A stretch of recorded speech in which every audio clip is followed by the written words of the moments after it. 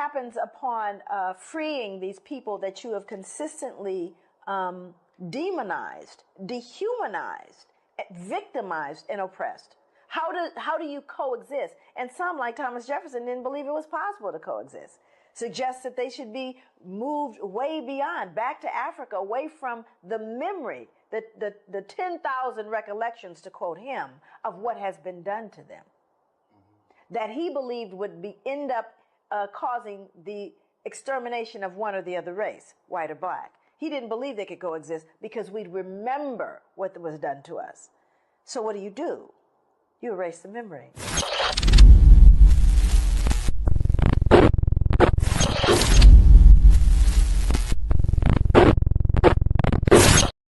And I'm back. This is the End of the Bench Media. I am HRap B, Brian HRap B Williams. This is a few minutes with HRap, where I do my best to uplift the community and make life better for our great-grandchildren's grandchildren. Before I start every episode, I thank my parents, Dolores and John. Dolores is my mom, John is my dad. They came together to create me. I created this, and you support me, so thank you. If you're not watching this live, go to www.theendofthebench.com, www.theendofthebench.com, and you'll see today's episode as well as episodes in the future. That way you can continue to support me. Thank you. Hit like, hit share, subscribe. If you haven't, tell a friend to tap in. Today is the masses or them asses. The masses are those asses. That's what it is. Because when you follow the masses, you become one of those asses. And what is an ass? A fool. Someone is easily duped. Someone who's guided into the concrete, into the nothingness, a dead end. And that's what we become. We've become them asses because we participate in groupthink and working with the masses. The masses have never, and I won't say never, but masses are rarely correct. Look at who's in 1600 Pennsylvania Avenue right now. Did the masses like Dr. King? No. Did the masses like Malcolm X? No. Did the masses like Jesus Christ? No. Did the masses like the Prophet Muhammad? No. Do the masses like any religious sect that they're not a part of? Not realizing that every religious sect is attempting to appease their God. But the masses shun from that because being adjacent to God, walking right in line step with God takes work, and the masses tend to shy away from work. It takes structure. The masses tend to shy away from structure because the masses are participating in groupthink, and then they have a sense of entitlement, and then they put you in a position to ask you have to either fall in line with them or you'll be an outcast. And then to be an outcast with the masses means you're not one of those asses. And that's why I want to put us today. We could potentially be our grandchildren, great-grandparents, and our ancestors' greatest dreams, but we continue to follow the masses. You know that term, they.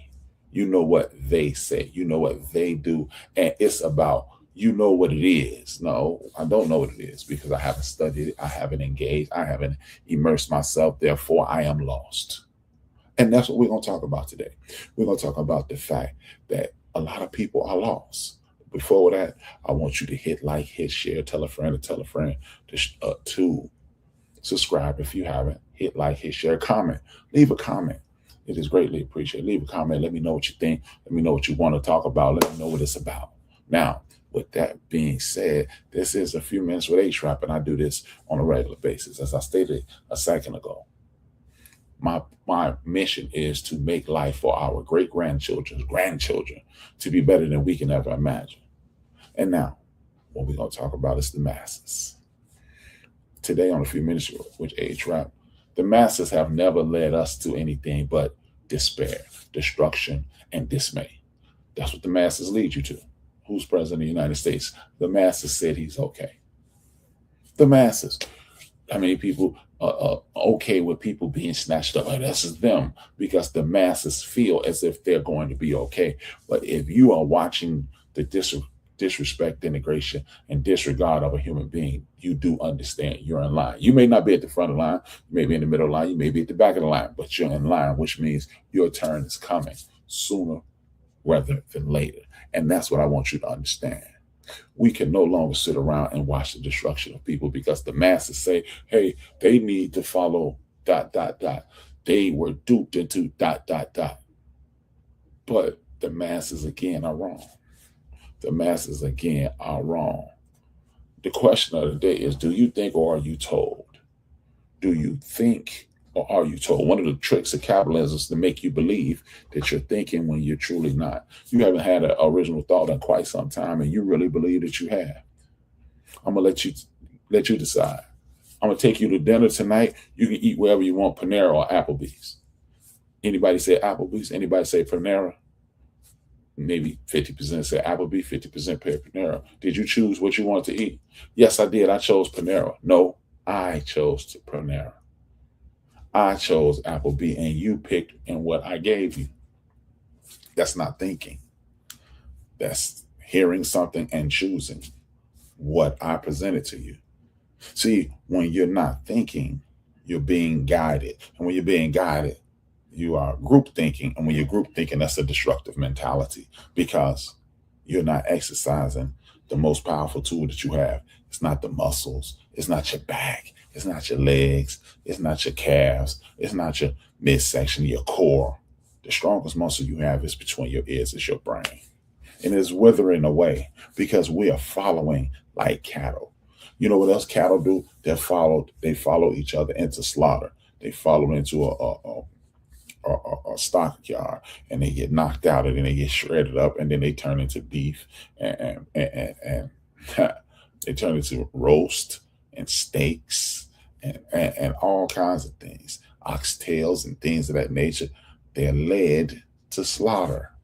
We're being led to slaughter because we no longer eat what we're supposed to eat. We no longer exercise what we're supposed to exercise. We actually take pills instead of exercising it. And we think somehow, Ozempic is going to make me smaller. But what is it doing to your insides? Is it rotting your insides out?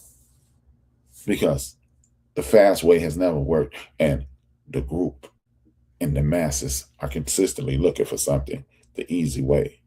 What's the easy way got you? What is the easy way gotten you?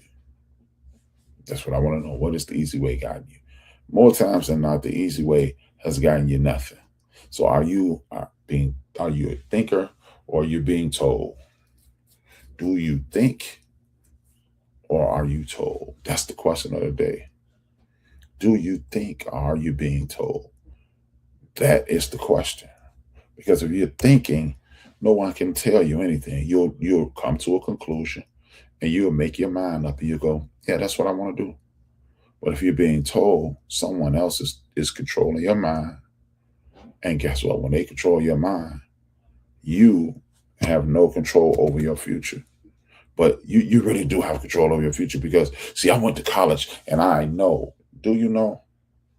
Do you really know? I know people with master's degrees at colleges and they don't know what I know because they've been programmed.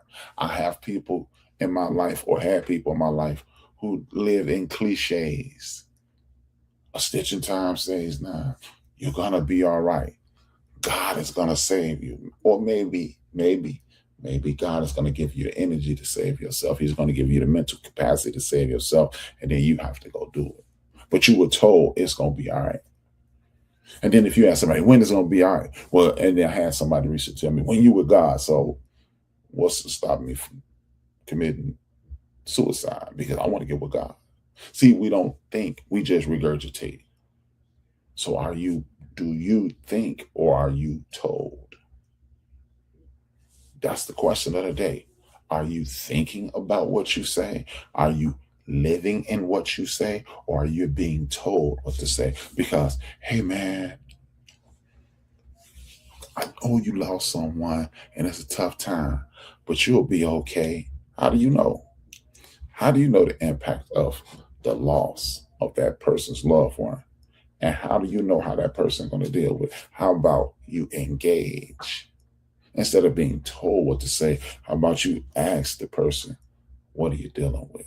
What's on your mind? So you can properly assist them instead of just throwing out cliche. You're going to be okay.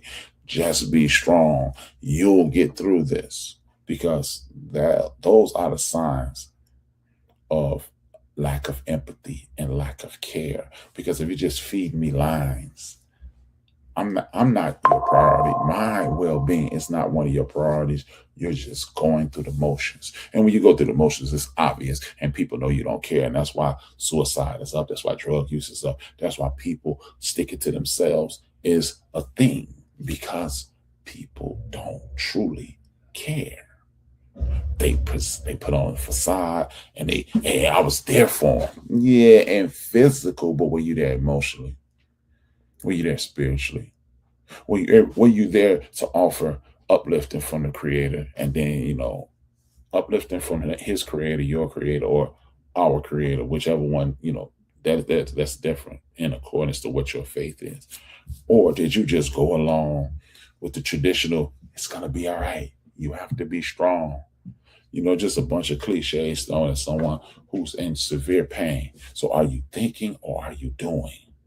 See, when you're thinking, you're saying, hey, sir, ma'am, how can I help you? Can I get you something to eat? Can we go outside for a walk? Can I entertain you in some way to take your mind off your pain? What's really going on in your mind?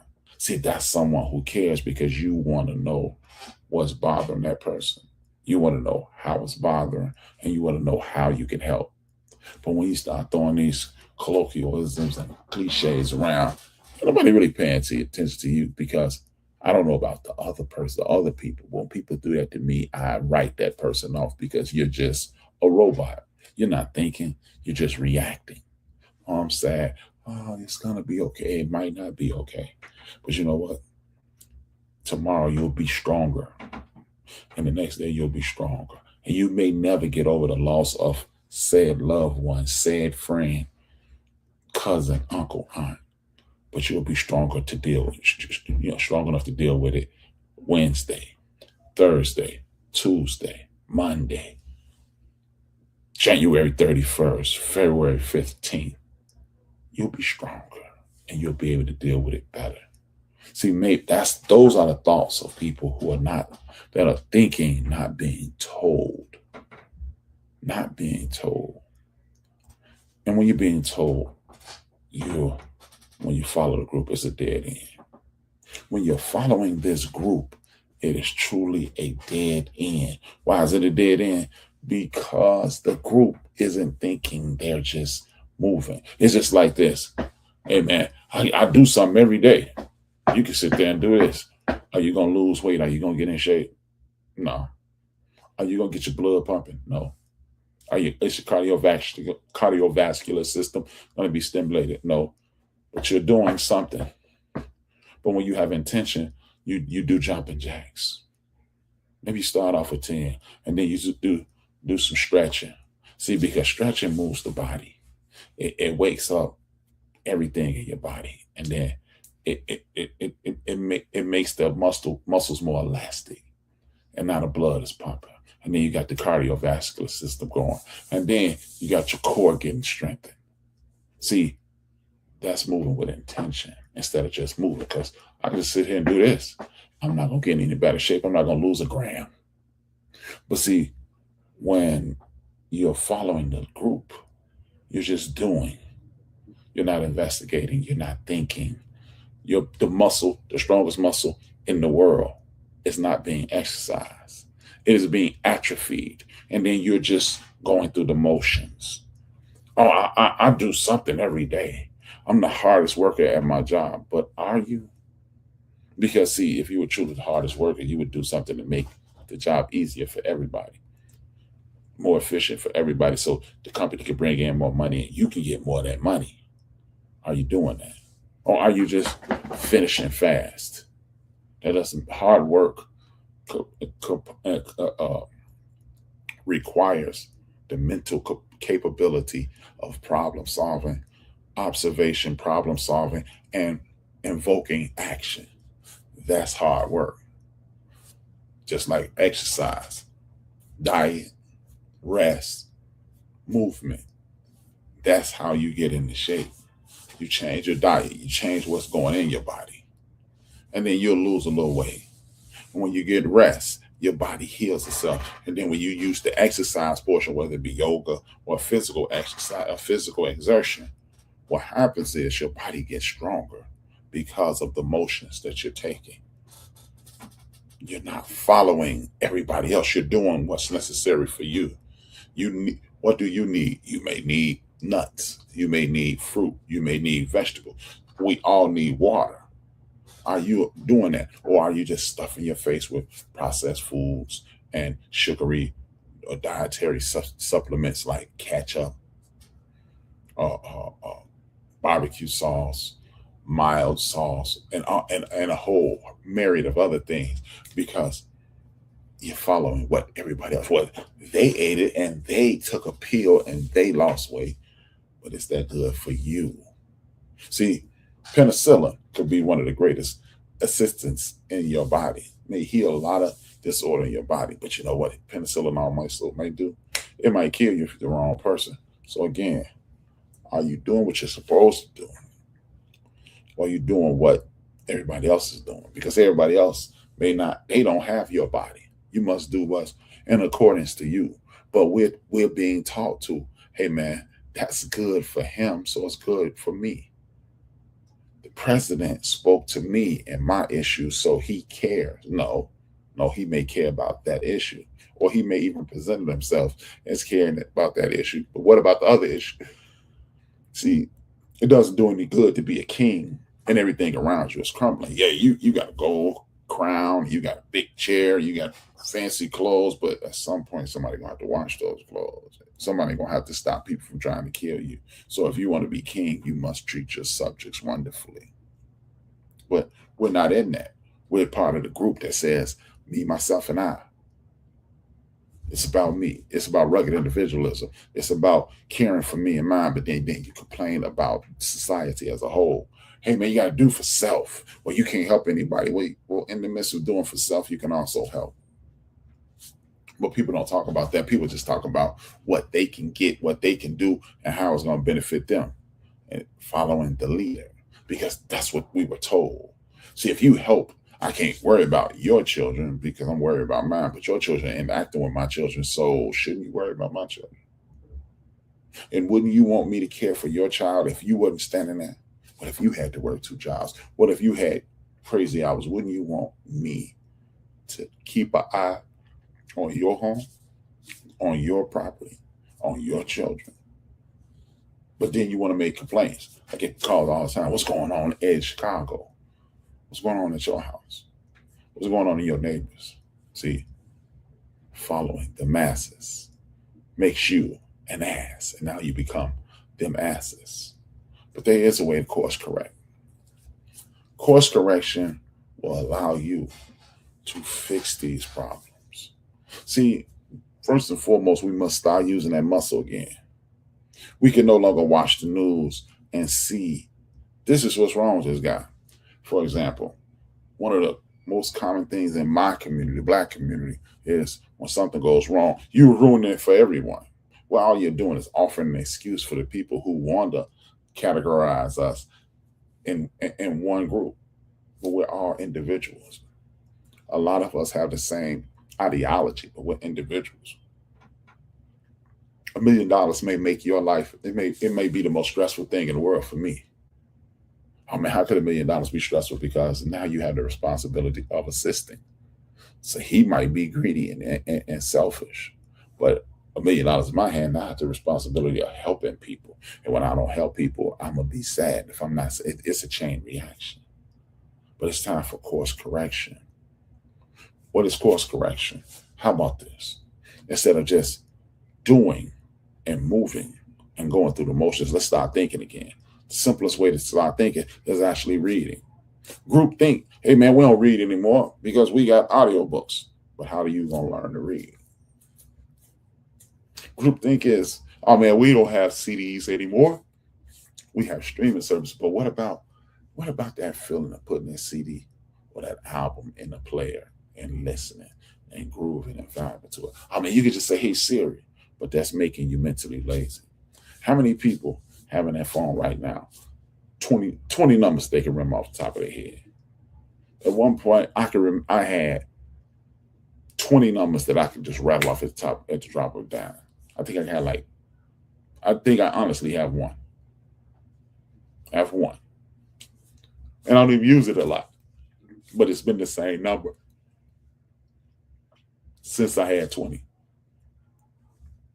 See, once you start using that muscle, it triggers other things. That's why when I used to do sports, I say, hey, the reason they tell you Michael Jordan is to cast pajamas. It's because they don't want you to go in the back. They don't want you to look further than Michael Jordan, because then they can control the narrative. Steph Curry's the greatest shooter ever done. And then if you go against that, then you are counterculture, and then you are a pariah.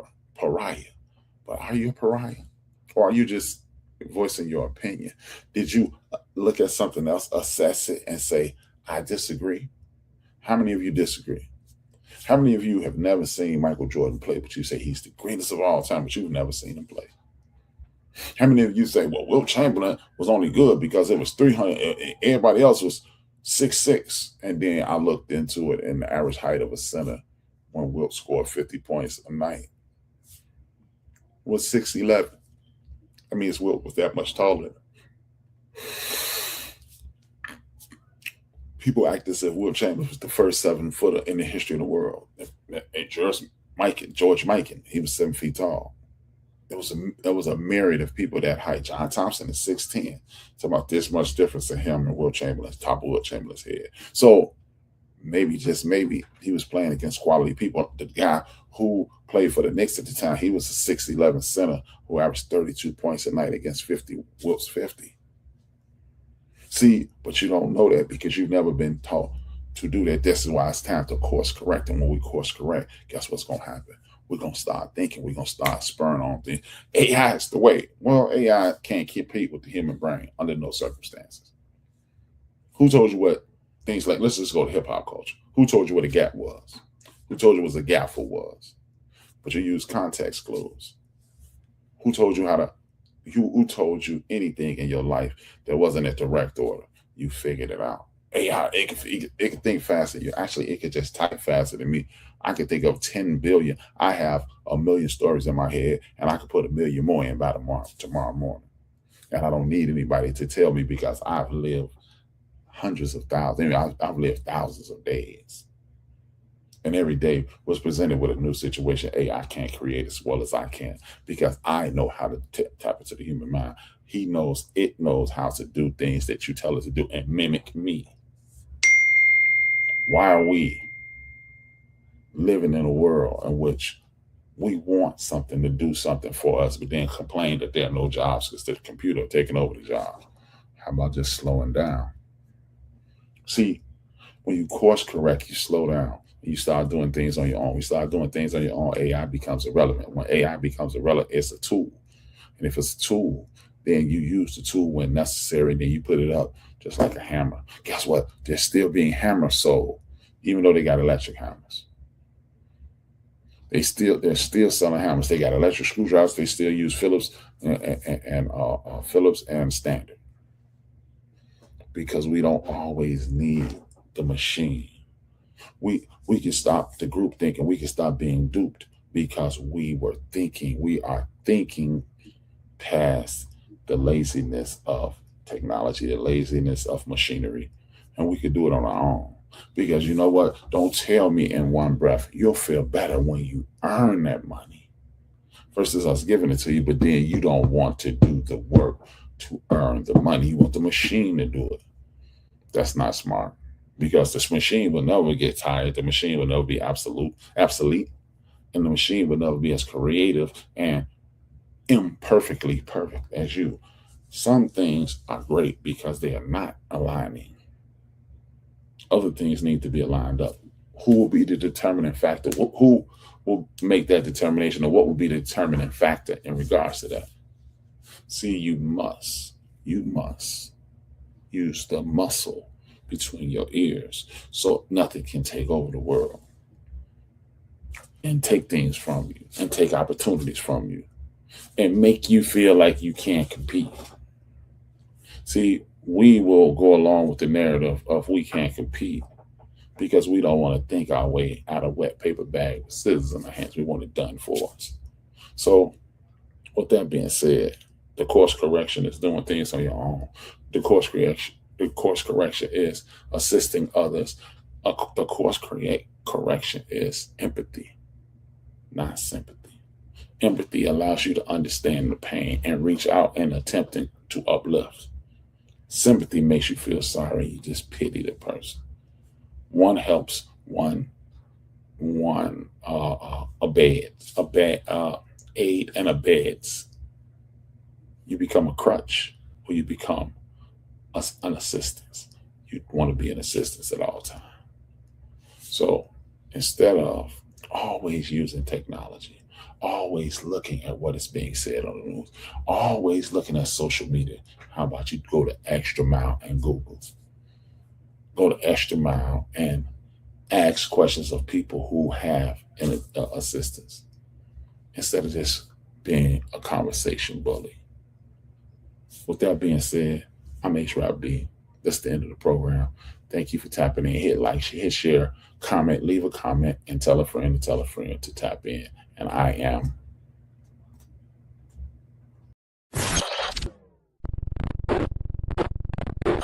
This is the most important and crucial period of your lives, for what you do now and what you decide now at this age may well determine which way your life shall go.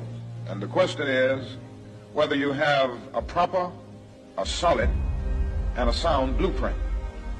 And I want to suggest some of the things that should be in your life's blueprint. Number one in your life's blueprint should be a deep belief in your own dignity, your own worth, and your own somebodyness. Don't allow anybody to make you feel that you are nobody. Always feel that you count. Always feel that you have worth. And always feel that your life has ultimate